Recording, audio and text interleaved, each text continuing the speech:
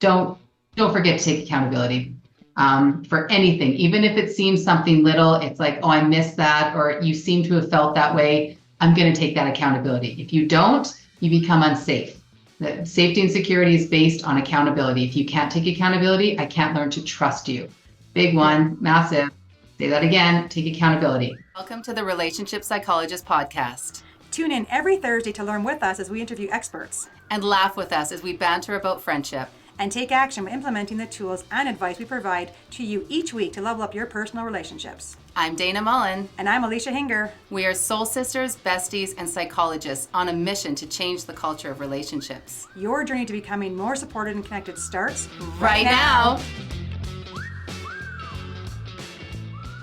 We are back. Welcome back. It's a minute. I think we say that every time, though. We do. I think we say it every time. It's true. It's been a hot minute. Yes.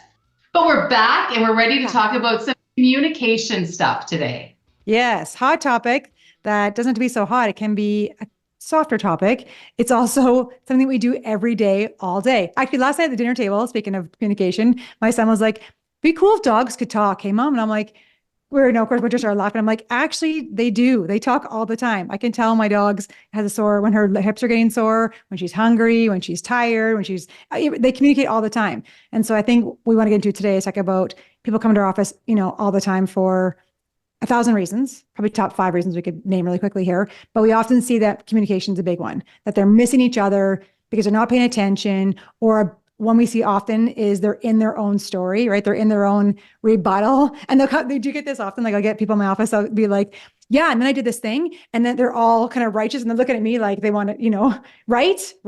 And I'm like, ask your partner how that landed and how that worked for your partner. I'm not going to validate, I wasn't there, I wasn't in the room, but it's just, people, we all communicate all day long, but there's tons of misses where we're talking, the same sort of language, but not really. And we're missing each other on the road somewhere. And then we're wondering why you didn't hear what I said, or I didn't pick up what you said.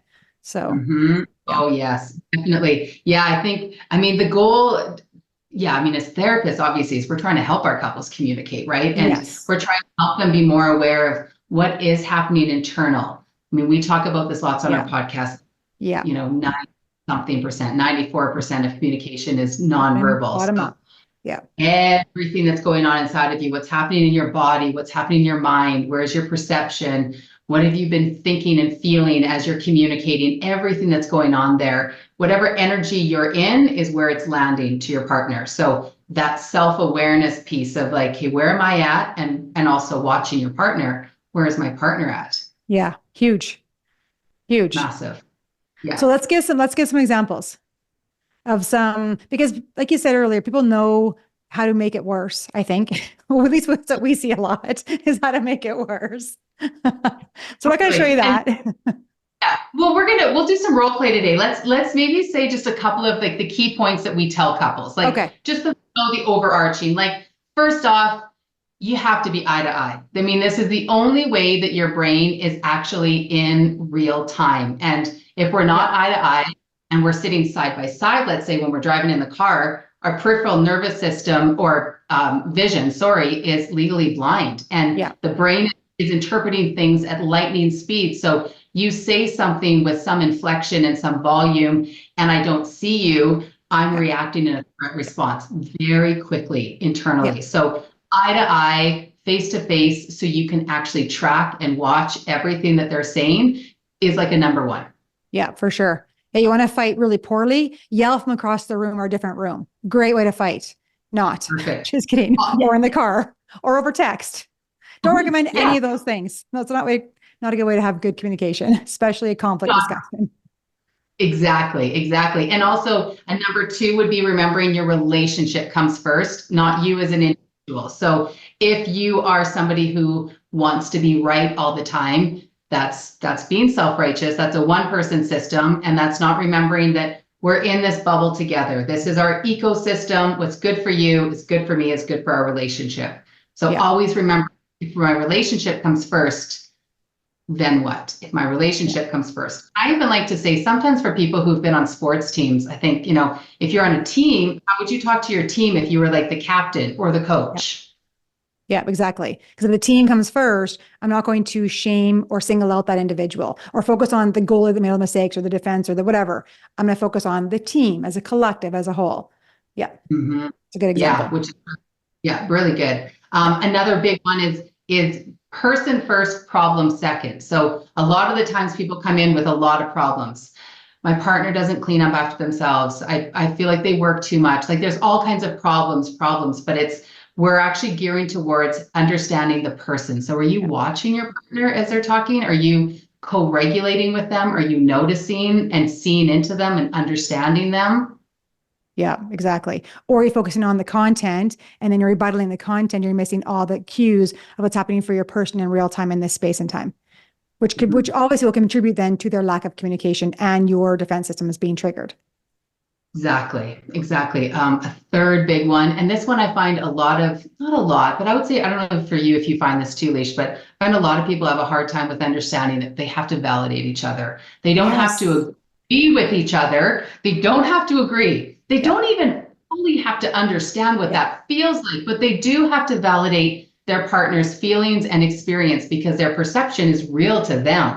It's not real to their partner, but they have to be able to say, what I'm hearing you say is this, and this, and I made you feel this way, and I'm validating that. Again, I don't have to agree with it. We're not in the court of law. So as therapists, we don't care about the sequence of exactly how everything happened. How was your partner's experience of what happened? Yeah, which is difficult sometimes because as a partner and you're being asked to validate a perception from another point of view that you don't agree with. That's difficult. It's a difficult ask. But the point of it, you have to understand the why of it, right? The why of it is I'm going to validate their experience. Why? To help regulate their nervous system. Because feeling seen, valued, and heard are like biological wires in our attachment systems. And so even if I don't agree with the thing that you're mad about or that you're upset about, you're mad because the dog was barking last night or whatever. It doesn't matter what it is. I could think the content is ridiculous. I'm going to validate your experience. So you go, oh, you see me, you get me. And we can both understand maybe how this content could be ridiculous, but it's not about the content. Person first. I validate your experience. It's true empathy. I'm going to validate your experience. What you're telling me, your feelings are real for you. I believe you. Massive words in the English language. I believe you. I actually believe what you're telling me is your point of view, your perspective, your feelings. I'm not going to supercharge those with my feelings or my point of view or diminish yours with, overriding them. I'm just going to go, okay. And if I don't know, I'm going to say, tell me more. Help me understand your point of view, your experience. Not because I'm enabling you. That's not what this is about. People are like, yeah, but then I just enable my partner. I'm like, no, you're just helping them regulate their nervous system so they don't feel so defensive. And then once they're two frontal lobes having a dialogue again, we can figure out the content with two adult brains, not two dysregulated brains. Exactly. Yeah. And the other little piece of that is accountability. So taking full accountability for even if it's perceived threat or mistake or whatever it is, it's like, I'm going to take full accountability for, an example sometimes, or one that comes to my mind. I remember once, my husband misread my face and he thought that I was being dismissive. And I could have been like, yeah, no, I was not doing that. But instead I validated him. I was like, oh my gosh, you totally felt dismissed by me. I'm so sorry that I did that with my face. Yeah. And after I said it, I wasn't even aware I did that. But if you experienced that, that was real. And I'm really sorry. Yeah. I'll do better with my face. And then there's no problem, right? There's nothing. Once you validate and you take accountability, there's no argument. People don't just keep stacking on top. They just go, well, thanks. Okay. Yeah. Get things feel better. Yeah. And maybe that thing with the face could be our inside joke later. When you make that face, now I know it's not on purpose, or it's maybe another face you're making that I interpreted different now because now I have a new story to tell, right? Remember, our biases, our perceptions, the lens that we wear are based on every past experience, and they're all biased. They're all biased. All of our perceptions are biased on every past experience we've had. And so we can change the stories, change the biases by doing exactly what you just said, by creating an here and now dialogue to change that narrative. And okay, now my bias has changed. Now your face doesn't threaten me anymore. Exactly.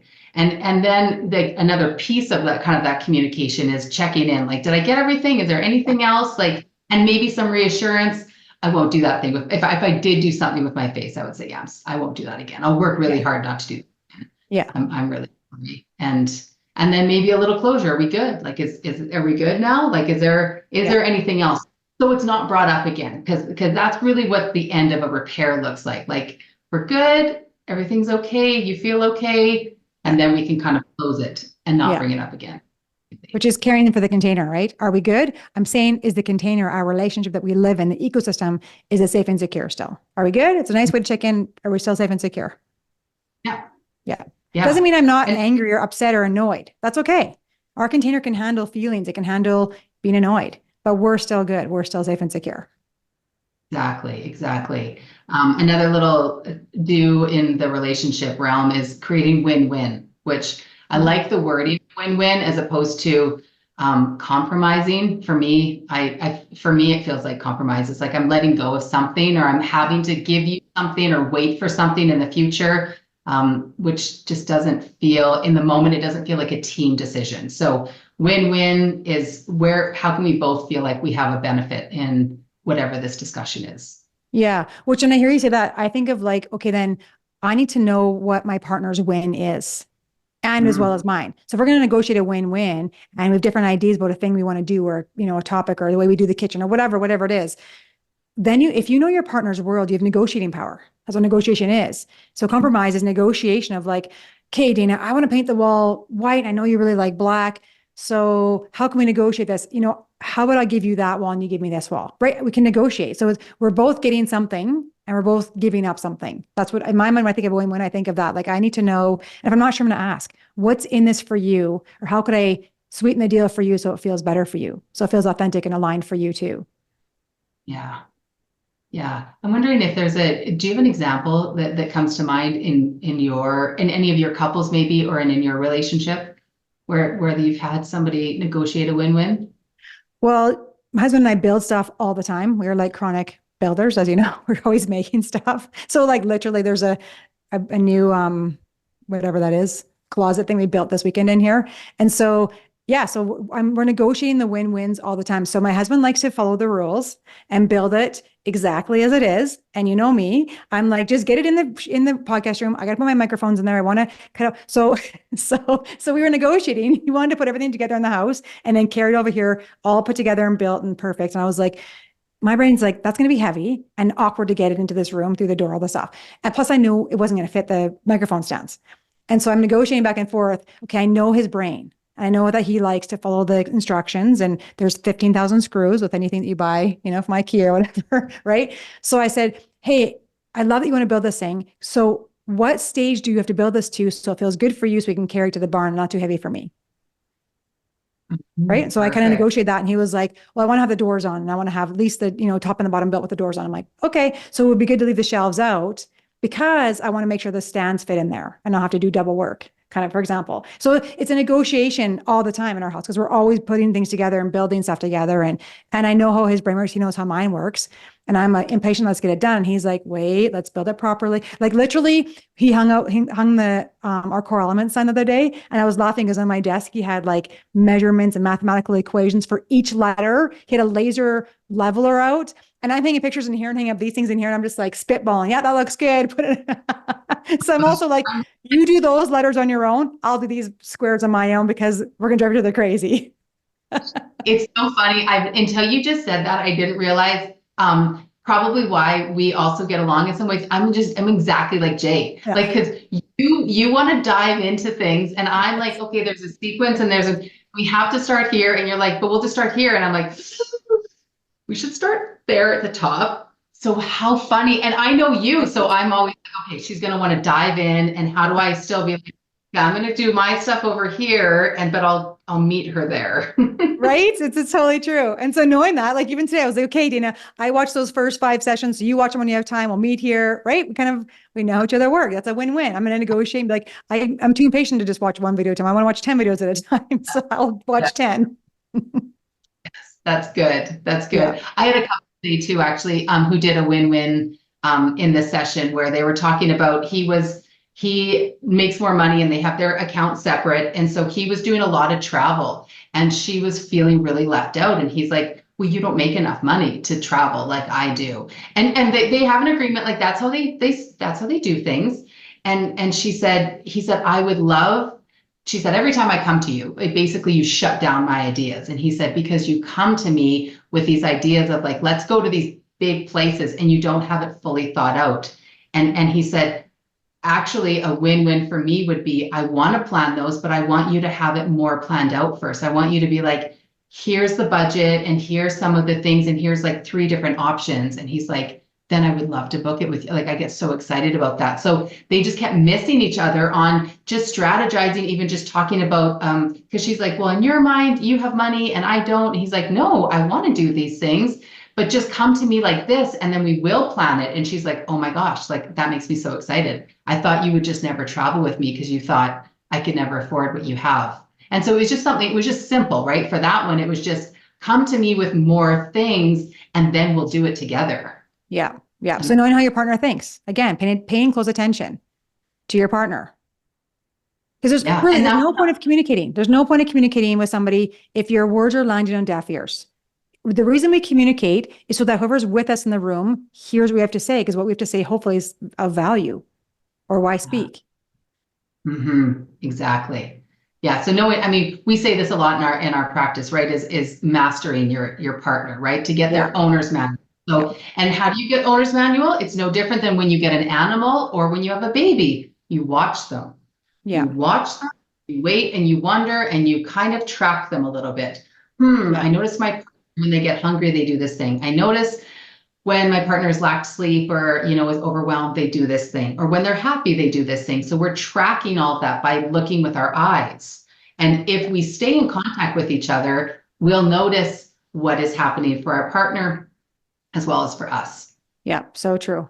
So true. Yeah. And I think circumstance plays a lot of role in that too. Like just today, before we this podcast, I had to go with my daughter to her teacher today, and they've had a dialogue before about asking my daughter's asked her questions about how to do the assignments differently, and just wasn't landing. So I was like, I'm going to come with you today and help facilitate that meeting. I didn't have to say anything. I walked in there and sat down, and my daughter did all the talking because it was in a different context, one-on-one with the two of them.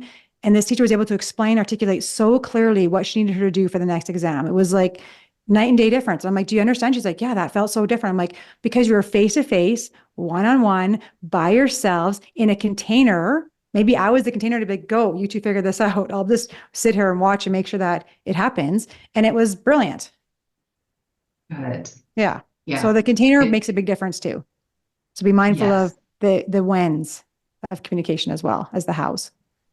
Yes. And just since you said that, that made me think of it too, that one of the very most important thing is that there's safety and security, so that we're never allowing our communication to get to an unsafe place. Yeah. And that is necessarily threatening, although that is also, but it could just be even in my body, I might notice something and I'm like, oh, I'm not feeling really good right now. And so do I just keep communicating and let myself get more triggered and more in my sympathetic nervous system where I'm going to get into my fight, flight, or freeze? Or do I let my partner know, hey, I'm feeling a little, like a part of me feels a bit triggered or a bit threatened right now? Because sometimes we don't know that, right? We have to be very aware of our own safety and security, but also watching our partner. And that experience, it sounds like with your daughter and the teacher, it felt really safe, right? Whereas in different school settings, sometimes if they maybe call her in front of other kids, it's like, I don't feel safe now. Like, I don't feel like now there's an audience. Yeah. And so now I'm triggered in my sympathetic. And now I don't even remember what you're saying to me because I come, the teacher talked to me and I don't even know what she said, but it's not good. And really you're like, well, you were embarrassed and maybe felt shamed in front. So it makes sense. That's huge. It's huge. Context is huge. Like the container that you're in is huge. For sure. Yeah. Yeah. And so having that, so if you're having a partner discussion with your partner or someone that's important, to know that if you're not in a good space, to be able to take a pause and be like, just, can you give me 5 minutes or give me whatever time you need to self-regulate, to soothe, to come back to a place where you're able to articulate and listen and pay attention and have a dialogue. Yeah. Huge. Yeah. Huge. Yeah. Okay. Let's do a couple little examples here. I was going to say, okay, so if I come home and I'm like, full of like, caught up in traffic and I'm starving and I'm just like aggressive. I come home and I'm like, Dayna, God dang it. Those dishes are in the sink and I asked you to do those this morning and real aggressive of me. I'm like, I can feel myself like even just pretending to be aggressive. I'm like, wow, that's a lot. How's that feeling for you? Well, funny enough, because you're laughing so much, I feel a little bit of arousal, but not too much because you were laughing so much. So honestly, I instantly just want to be like, aw, babe, like you seem like you're a little stressed out and a little pissed off at those dishes. Like, shit, you want to get rid of them? Like, what do you want to do? I would just want to be playful back with you instantly because you were laughing. Although that is also how I would regulate even my husband if he did come in and if he like fucking dishes aren't done. I mean, I'd be like, oh wow, that's aggressive for dishes, babe. Like, hey, and because I'm self-regulating enough where I'm like, okay, I know this isn't about me. I can see my husband, or if it was you were smiling though, but if he was really mad, I'd be like, I can see that he's frustrated and overwhelmed right now. This has nothing to do with the dishes. Yeah. Nothing at all. This has to do with overwhelm and being triggered and some arousal. So I can lead with relief there and be playful. If I could go instead, be like, the fuck is your problem? You don't pick up your fucking clothes. Right. You want to start like, don't worry, I have the tally in my head. Do you want to keep score? Oh, I have it. Right. What about the garbage? What about registering the kids for the stuff? What about, like, I mean, if I was in that state, I would attack back. Really good. I like you said about the arousal. I think it's a good point to make. When your partner comes home when they're in high arousal, or your kids, this is also your kids or your coworker. If you meet them at an arousal that's so far from their arousal, you're going to miss them as well. So playful and humor. I'm thinking of another example with my husband. We were doing landscaping. He'll laugh when he hears us on here. He was, again, doing things the right way. And I don't never bring those, like, those rocks around like the garden and stuff. And I thought the rough side looked really pretty. So I was putting them the rough side up. Well, that's supposed to be like where you butt them up to and they're supposed to connect to the rough side. But I was doing the rough side up thinking this is kind of decorative and kind of nice. And he came around the corner because we're at big ends of the garden and totally spaz was like, that's not the way you do it. I was like, I jumped and I burst into laughter and was like, okay, let's throw them in the garbage. Like I kind of like yelled back laughing, fuck the rocks. And he was just like, and then he burst into, and I was like, because if I met him there, like, okay, babe, I'm really sorry. Right. He probably would have like felt shame and guilt and like, cause they knew he was spazzing. Right. Because I met him there in a playful way. It instantly triggered him into laughter. And he was like, oh my God, and he was like, do you know what you're doing? I'm like, obviously not, because you're giving me shit. But I think they look great. Why? But to this day, it's like our joke story. But remember the landscaping rocks? And we can both burst into laughter because I met him in a place that was like high arousal, but a different state. Because in the high arousal, you have anger, but also you have passion. Also, you have rage, but also you have like excitement, laughter, right? So finding those high arousal states and meeting someone fairly close to that state in a different, fairly close to arousal, sorry, in a different state. Yes. Oh, totally.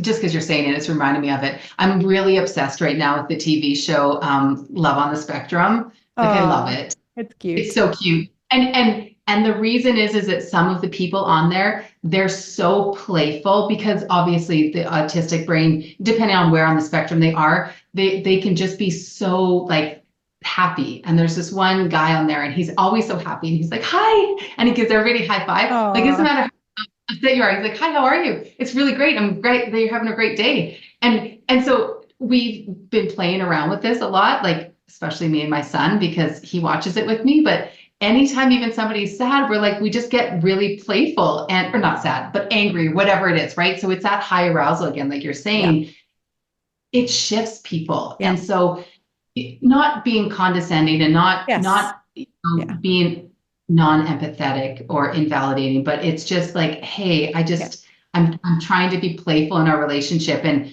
if you can stay in that play zone, you can shift your partner a lot more than huge. But there might be times where you might say something to your partner or they might say something to you where you notice that in your body really quickly. And you're like, wow, that hit me in my stomach and my throat. And I'm like, I can feel that. Like I feel like that, I want to say threat, like that not safe feeling. Like I'm like, oh, you're coming at me. And so then I might pause and just notice that and say, just a second, I'm just going to notice like a part of me feels not good. And then I might say that like, hey, I understand that you're really stressed out and you have every right to be stressed out. You have a lot going on. how you came at me feels like it felt really attacky. And I'm just aware of that. I want to know that. And if you can say that back in a calm state, your partner can meet you again at a calm state and be like, sorry, I feel horrible. I've had such a bad day. Or if you don't have a great partner and they just keep attacking you, that's not good either. But I mean, the goal is to, if you can regulate yourself, then you have an ability to regulate your partner. But if you have a hard time regulating yourself, and these are the tough couples that we see, right? When they both have regulation problems, or one has really extreme regulation problems, and the other one is always trying to regulate the other person. Yeah. Yeah. Or high regulation or high arousal, low arousal, and they keep missing each other, all those kind of things. Yeah. So if your partner comes at you and says something that's dismissive, or I see a face that's dismissive, or whatever, I think that what you said is really important. Like pause and be like, "Ooh, I felt it right here. Like I felt it in my body." Your body is going to give you so much great information. Your body and your feelings are constantly giving you information about what's happening in real time. You could be like, "Oh, that landed right here and doesn't feel very good," or my guts are all of a sudden on fire. All of a sudden I feel this thing. Just pause. It's like saying to your body, "Thanks, buddy. I hear you. I believe you." Same thing you'd say to your partner, right? And I don't even know the details. I just know that that's not landing. And then be like, "Oh, hey, that thing you just said, I'm sure, maybe even I heard it the wrong way. I'm sure there's a better way we can ask me this, but hey, whatever you just said, it landed kind of off in my body. Can we try that again?" Or wait, or like you said, I know you're going through a lot. You're right to be stressed out. I know you're going through a hard day, but it landed really hard in my body. Can we, ask for a redo? Let's try that again. Yeah. Yeah. And take it slow. I think that a lot of it, because we're interpreting things so fast, our brain is interpreting so much, just to slow it down and go inward first. I have to be aware of me. I can't, I think of it with kids as well, right? Like if your kid is having a tantrum, what do you do? Do you lay on the ground and have a tantrum with them? Lay there and be like, "I can outdo you. I can do it bigger." Like you watch me do you better, right? I mean, you don't. Sometimes you get triggered and then you respond and you're,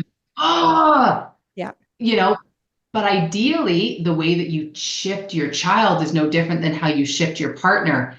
I'm going to sit here calmly. What I'll often do with my husband and with my kid, if one of them is upset, I'll go and sit on the ground, cross-legged. And I just kind of sit there, and I just sit there really peacefully and just kind of look at them and just let them know, like, this means you can come whenever you're ready. Whenever you're ready to, nobody's going to stay highly aroused when they're sitting down cross-legged. It's just, you just don't see it. There's no picture of it anywhere. Some in a fighting position, sitting cross-legged in like some yoga position or something, so it's calming, and it's like, come to me when you're ready. And it also helps me regulate. If I'm like, oh, I'm feeling a little bit triggered, I'm going to sit on the ground, and that's the cue of like, when you're ready, come towards me. Yeah. And you can use those gestures. Like I'm going to sit here. I'm not sitting here like this. Like I'm all tight. I'm sitting here maybe with my hands out, or I'm using my face to soften and look at you. Like I can see you're struggling, because obviously you're tantruming. Something's happening in your body to make you feel super dysregulated, which I can see. And my job as the parent is to create a container that's always safe and secure.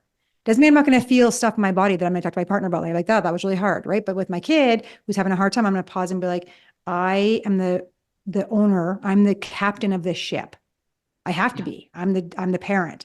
And so I have to be the captain to create a ship that's not going to tip over when there's waves. Then like, oh, there's some waves going on. I'm going to get real secure in my ship, calm it down, and be like, we can handle big waves. Bring on the storm. Yeah. And if it's your partner also, right? I mean, because if it's your partner and they're freaking out, like I think instantly you're just saying that because you said ship, but all of a sudden I thought airplane also, which I've heard somebody else use this.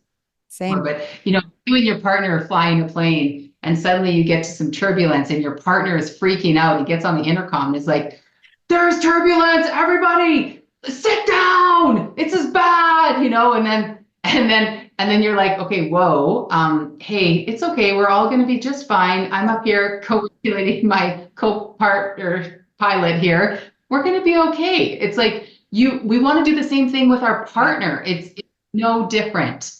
So if you both freak out, I mean, that ship is sinking or that plane is crashing. Yeah.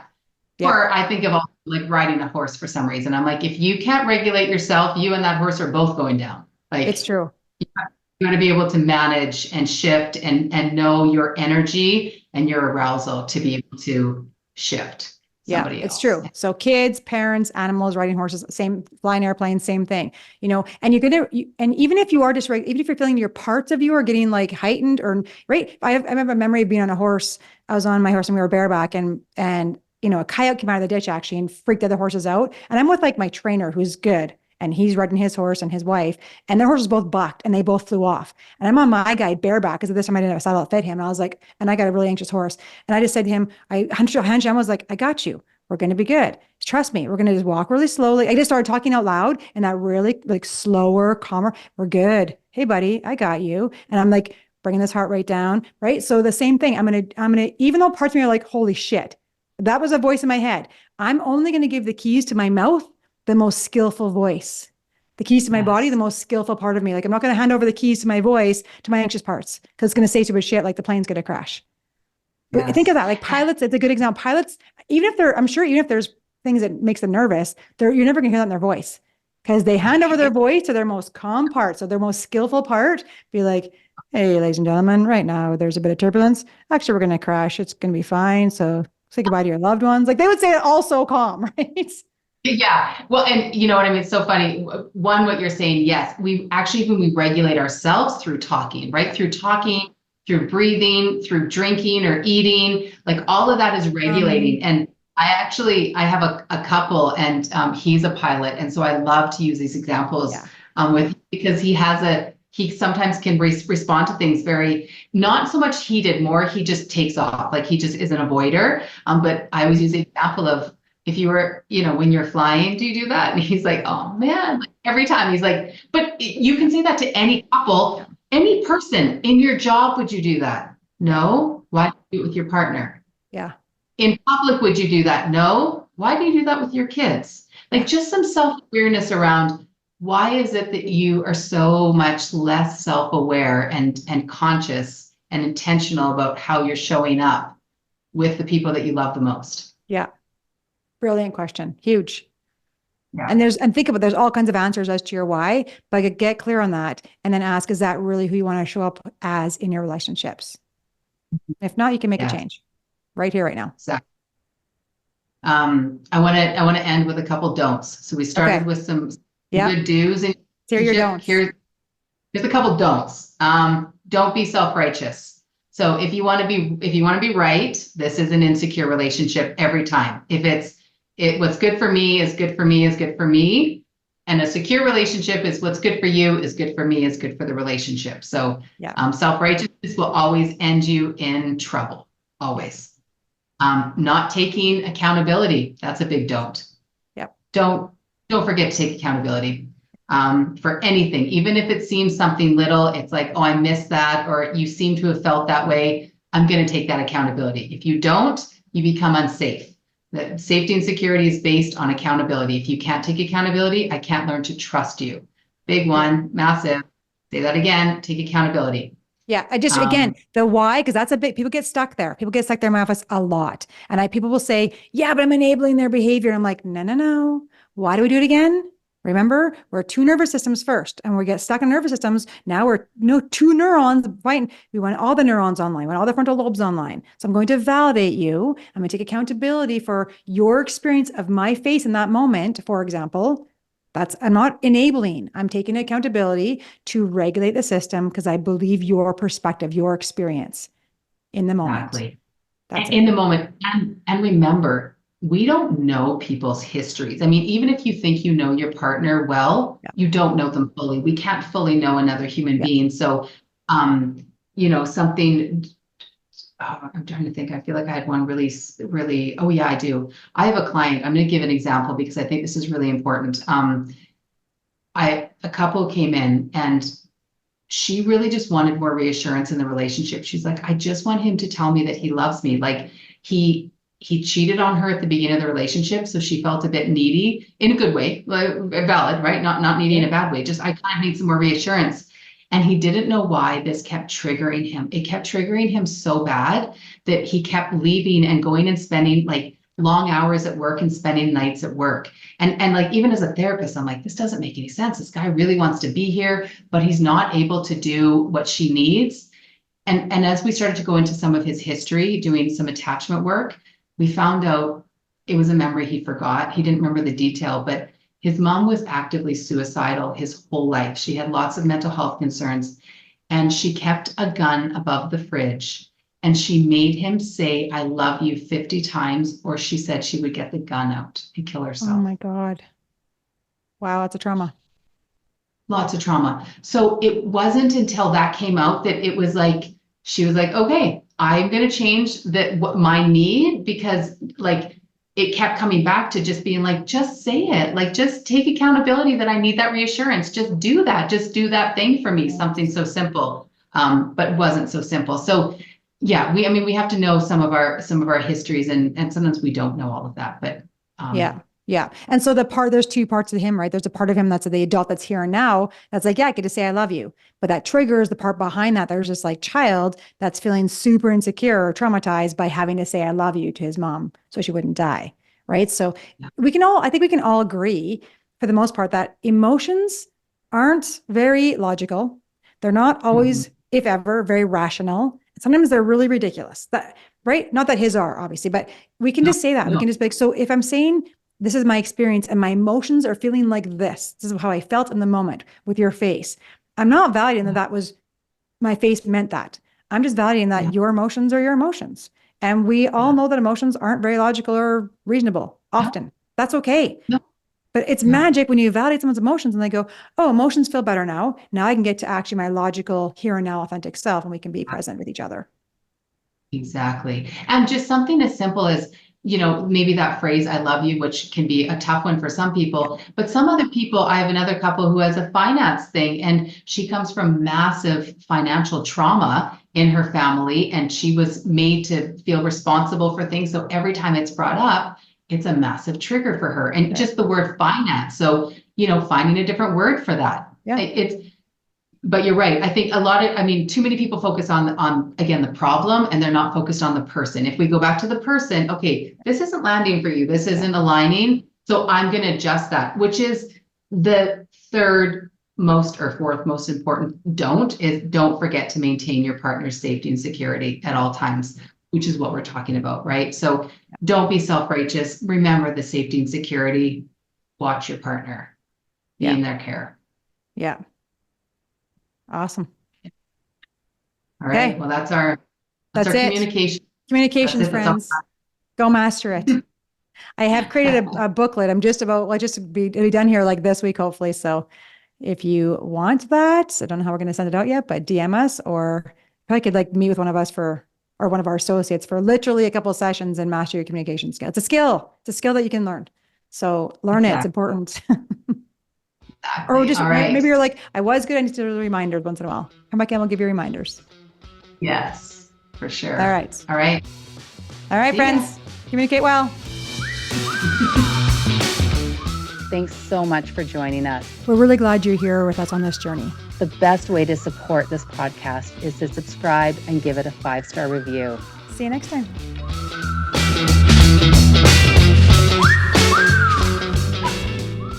This has been a Bread Dog Studios production.